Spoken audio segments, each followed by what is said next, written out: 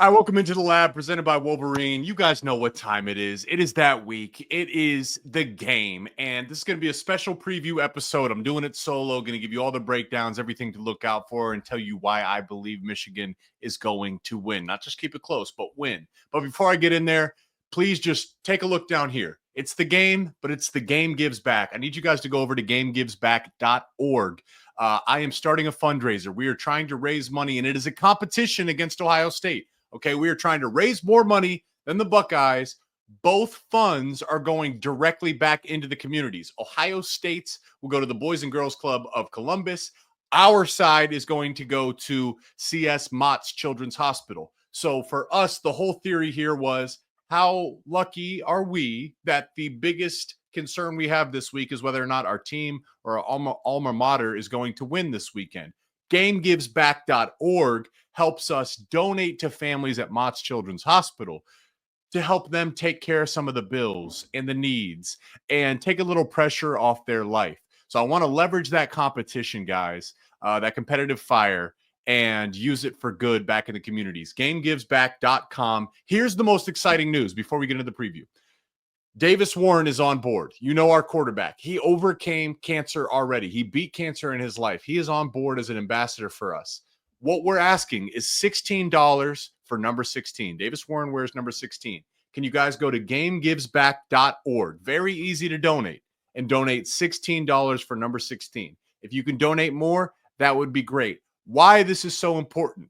Up until the game, okay, this is going to run a little bit past the game, but all donations up until the game will be matched dollar for dollar up to $25,000. So, guys, I know sometimes we get 5,000, 10,000 viewers on here. If we got 10,000 viewers on here and we had everyone donate $10, that's $100,000. That's going to make a huge impact to Mott's Children's Hospital, a huge impact. So it couldn't be quicker. It couldn't be easier. There's a link below. Head over to gamegivesback.org. Link in the bio to go donate and make a difference for Mott's Children's Hospital. All dollars will be matched up to $25,000. So if we donate $25,000, it's going to be matched. The 25 becomes $50,000. And you know what? Screw it. I will match an additional $5,000. So if you guys are donating, I'll match dollar to dollar up to $5,000. So $30,000 will be matched. Please, asking you guys, $16 for number 16, gamegivesback.org. Would love, love, love for you guys to donate and share the news. All right, game time. This is the lab presented by Wolverine. It is the game. And what I saw last weekend was extremely encouraging. Michigan hosts Northwestern. Senior night. Beautiful day. Beautiful day. We love our seniors, guys that have won a ton of games, done a lot for the program. Get the chance to celebrate. And what you saw was a Michigan team that played arguably their best game all season. Very, very encouraging, especially coming off a bye week. Common opponent. We saw Ohio State play Northwestern. We saw Michigan play Northwestern. A lot of great things on film for both teams. Let's start and just break it top down. Offensively, who stood out to me? How about Tyler Morris? Looked like a wide receiver one. Made some great plays. We've known he's athletic. We also saw him on special teams. We've known he's capable. Now the ball's finding him, and he's starting to make plays. That is extremely encouraging. Michigan needs a wide receiver one, needs someone to take advantage of their secondary. The matchup here, receivers versus secondary, they got a guy named Denzel Burke. He has struggled in coverage this year. You can target him and make plays. There's plays to be made, but we have to target him. There are other guys, a guy by the name of Igbinosun, another physical, strong cornerback. That hurts him, though. It's a double-edged sword. He's so physical at times, it leads him to hold and grab and push, which means pass interference.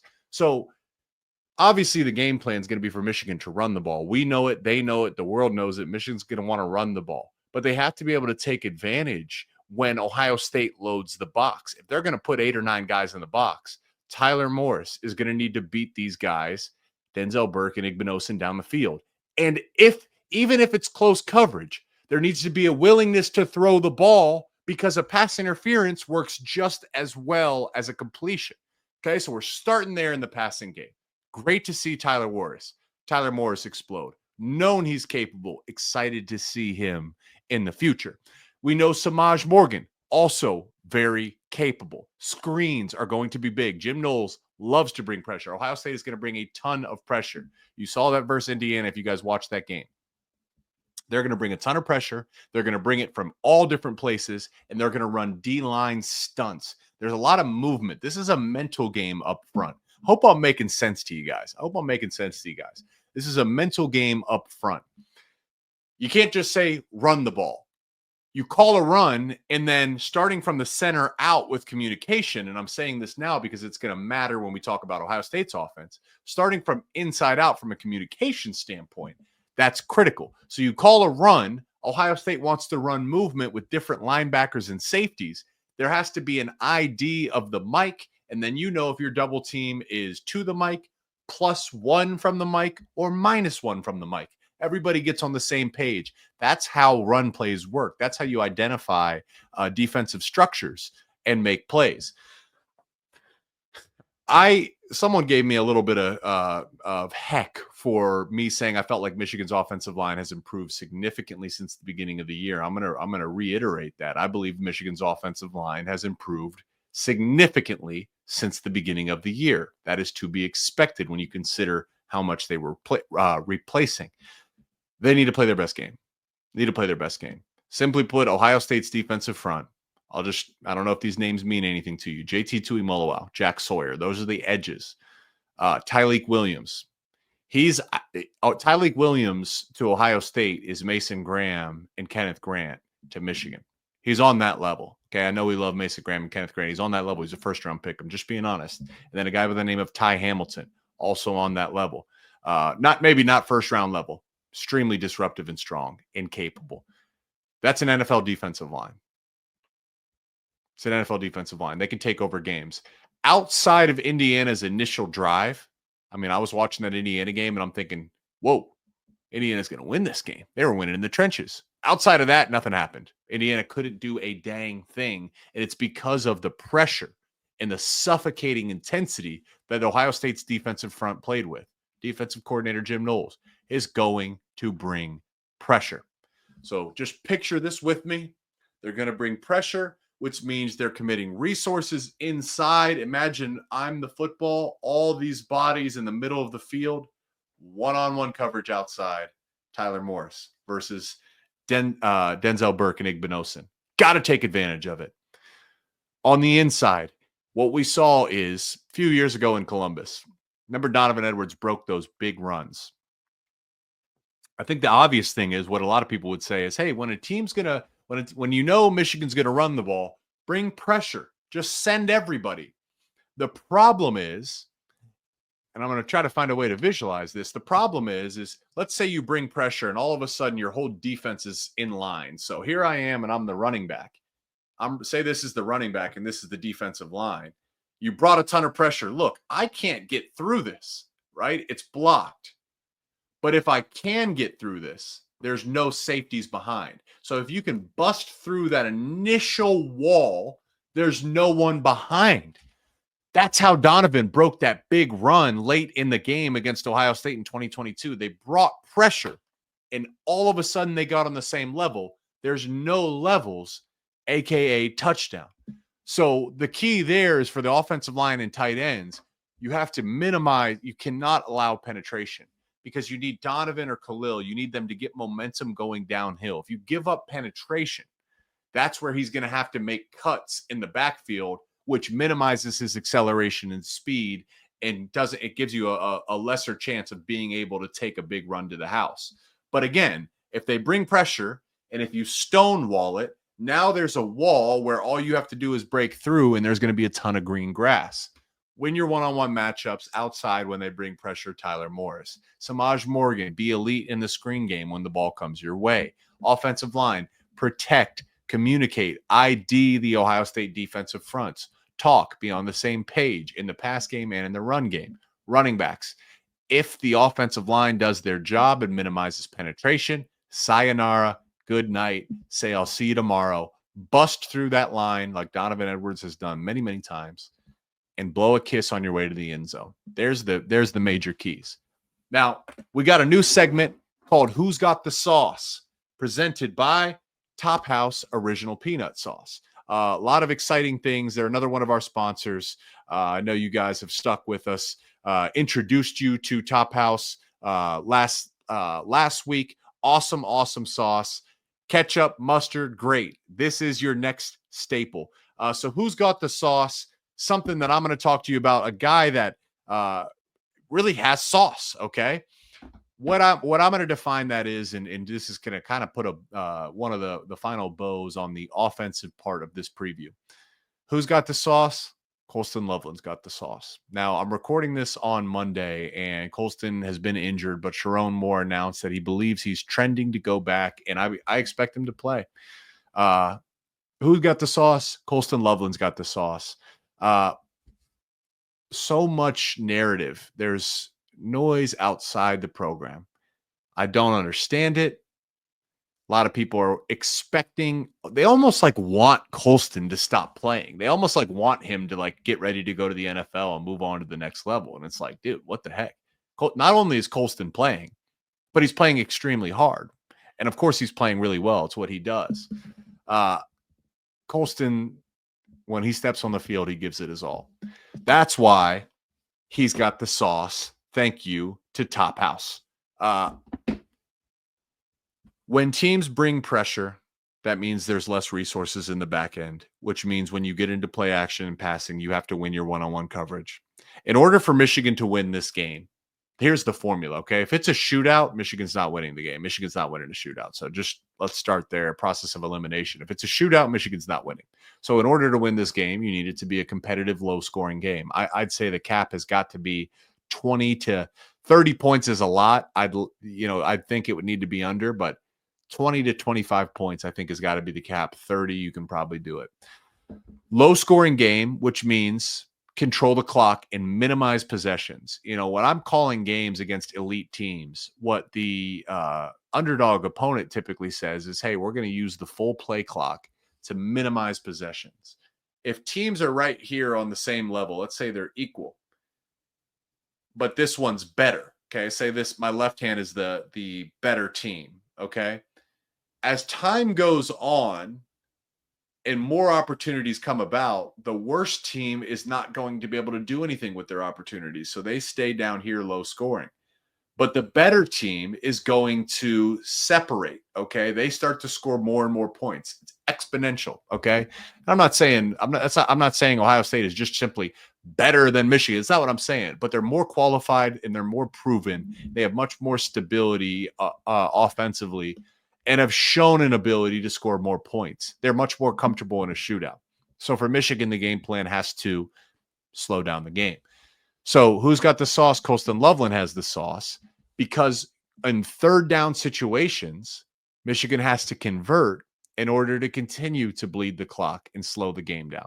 I know Joel Klatt's going to do this as soon as the first or second third down comes about, circling number 18, Colston Loveland.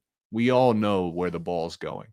And he's going to have a fun time against their safeties. They got Caleb Downs. That's going to be a hell of a matchup, folks. Hell of a matchup. Give him his flowers. Caleb Downs, absolute stud. Absolute stud. Gosh, this is going to be a fun one. So Colston Loveland, who's got the sauce, presented by Top House. This is their original peanut sauce. It is delicious. I put it in some stir fries. I like to make some stir fries. Who's got the sauce? Presented by Top House. Colston Loveland's got the sauce. He has got to have a big game. I'd say minimum stat line. Here's my prediction. 6 catches, 86 yards, and 1 touchdown. It's got to be it. Tyler Morris needs to add 3 catches for 45 yards. Okay? Maybe a touchdown. And then the last thing here, guys. Khalil Mullings needs carries. Khalil needs 20 carries.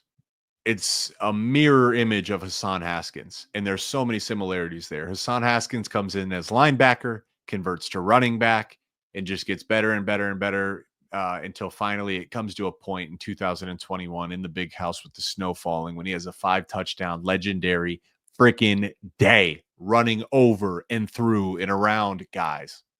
Who's that sound like? Khalil Mullings. That's the key. Khalil Mullings. The best running backs take a play that's blocked. It's on the offensive line and the offensive coordinator to get running backs to a certain point. It's on the running backs, and the best running backs take a play that's blocked for 5 yards. Say it's a well-blocked play. The best block plays will be blocked for 5 yards. The best running backs break a tackle, make a guy miss, run through somebody's face, and they turn a 5-yard carry into a 15 to 20-yard carry.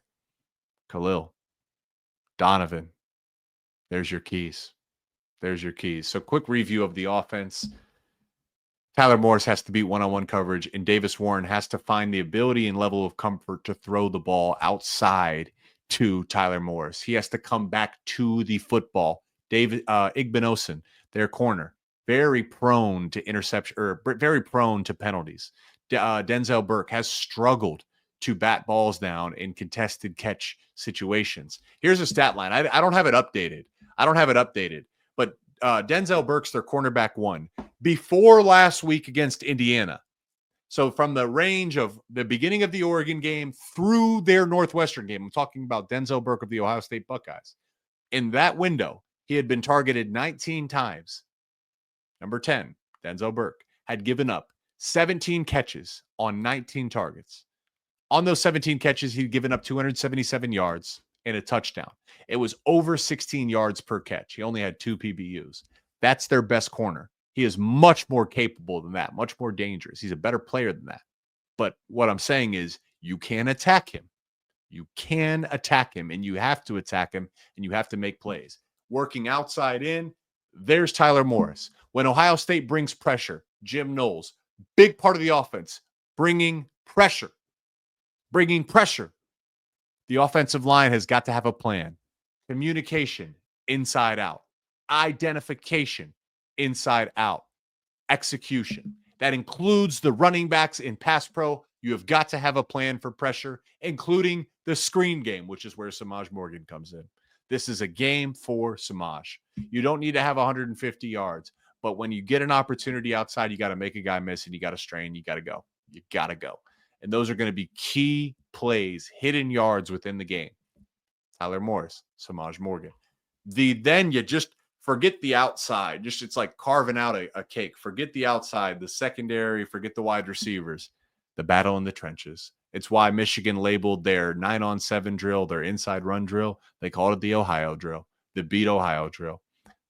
This is why when you're tired in off-season conditioning, this is why, and you remind yourself of this game to tap into more energy to keep you going.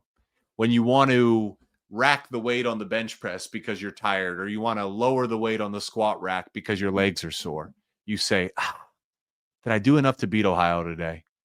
And you say, I'm going to do another rep or put 5 more pounds on there. That's beat Ohio. That's what it is. Big shout out to our sponsor, Wolverine, as there is a new collab with Wolverine and U of M football players, guys like Colston Loveland, Alex Orji, Donovan Edwards, Mason Graham, all your favorite players, basically. You can head over. You can see it all over social media. These guys doing photo shoots. What can't they do? Modeling the new clothes in new gear. I'm wearing the flannel, as you guys know. It's fall. Got to wear flannels.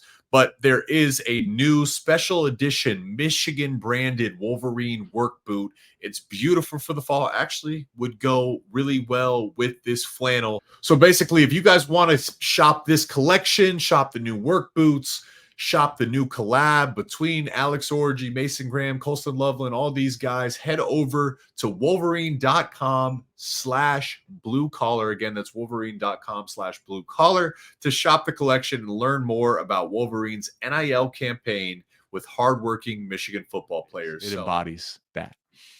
And remember, the veterans on Ohio State's team have never beat Michigan. They don't know what it's like to beat Michigan. There's a mental side of this game. Winning in the trenches confirms or collides with the belief or disbelief of who teams claim to be. Michigan, Miles Hinton, excited to see you. Preeb, come over from Northwestern. Forget that. You're not a transfer anymore. You're Michigan Wolverine. Go down the list. Max Bredesen, you got to win in the trenches. You have to have a plan for pressure. You have to identify and you have to dominate. When you have double teams, 600 pounds on 300 pounds, you have to generate movement. When Ohio State, so what you might do is you're going to have a double team, which means two linemen, and they'll get hip to hip and hit the defensive lineman. And then what happens is they climb up to the linebacker. Well, what Ohio State will do is they'll just run that linebacker through. You snap the ball and the guy just runs down right now. So why that's key is instead of then getting hip to hip and driving, you have to have the awareness and the presence and the ability, abandon the double team, bang, snap off, snap somebody's neck back. Snap somebody's neck back. Don't allow penetration. That's when the runs come. Khalil Mullings, Donovan Edwards, career day. Khalil needs much more carries, and there cannot be multiple series.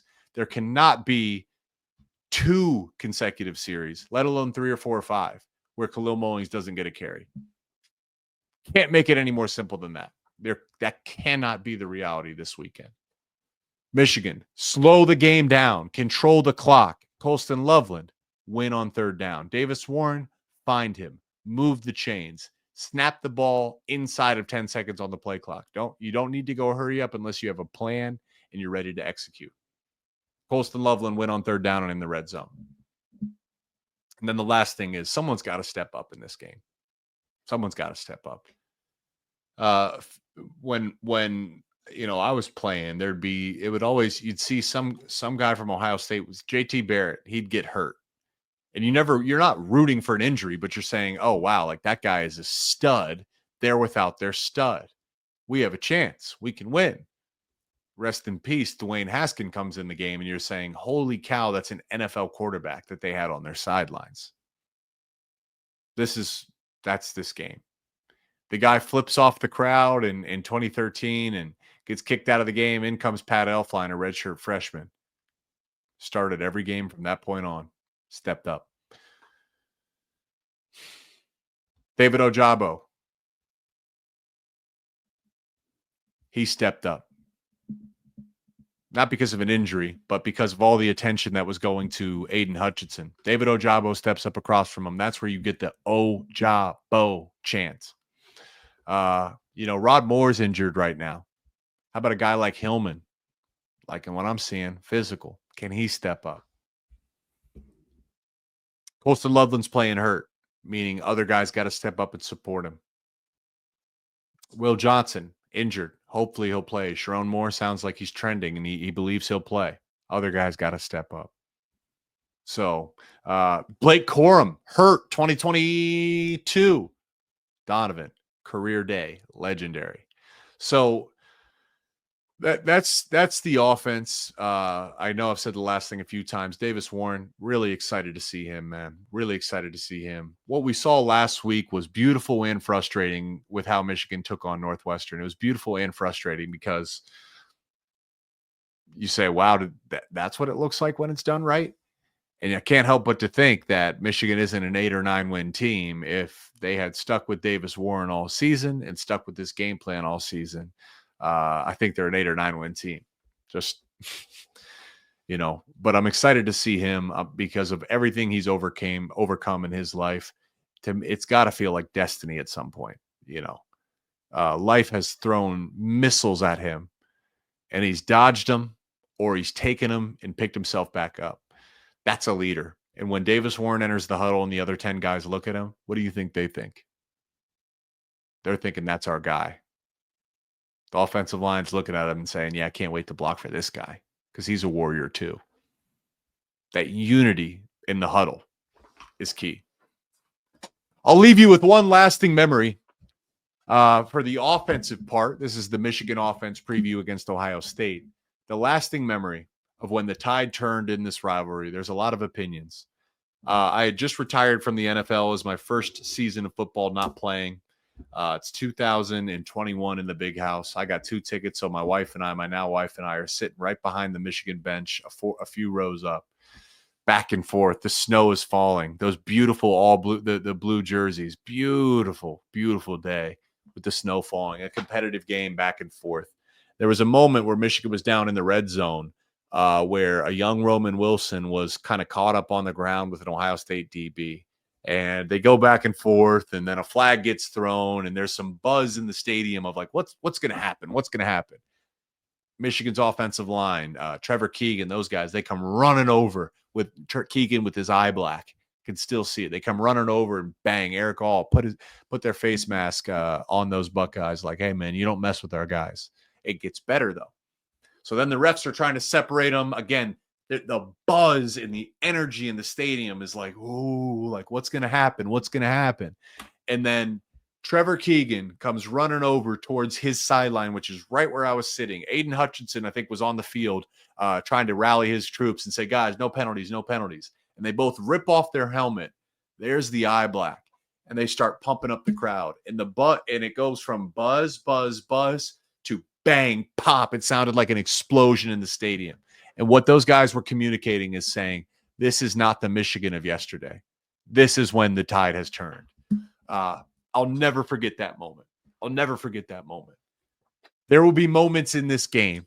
Who wins in those moments? Who rises to meet the occasion? That's the key. That's the key. Would love to hear from you guys, your predictor down in the comments of who you think will rise to the moment, who you think will rise to the occasion. I mentioned that I believe Colston Loveland is going to be that guy. Who's got the sauce presented by Top House? Again, down below, guys, gamegivesback.org. Head over to gamegivesback.org, asking for $16 to be donated to your quarterback number 16. The next $30,000 will be matched by our donor, Mark Jacobson, and myself. I'm only matching 5,000. He's doing 25,000. He's doing a great job. The last thing will be the Champion Circle toy drive featuring Will Johnson and other Michigan student athletes. It was a huge success, like literally lines around the corner.